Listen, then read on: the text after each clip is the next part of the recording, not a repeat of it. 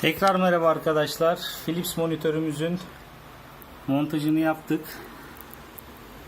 Gayet güzel çalışıyor. Bakalım. Gördüğünüz gibi. Biraz sonra ekran kartı testlerini de yapacağız.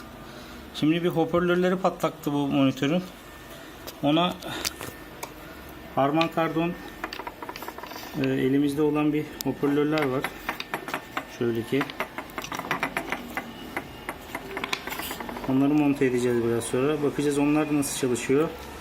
Şu sağ ve sol tarafı onları da entegre ettikten sonra kapalı kutu testleriyle görüşmek üzere.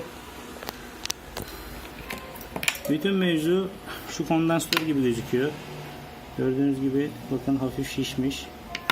Onu değiştirdik. Yetmedi. İşi garantiye almak için diğer kondansatörleri de değiştirdik. Şu anda her şey yolunda gibi.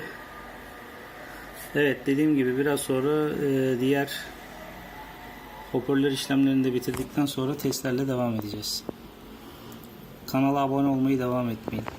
Yeri geliyor biz bu işin profesyonel kullanımını, yeri geliyor böyle tamiratını, yeri geliyor imalatını yapıyoruz.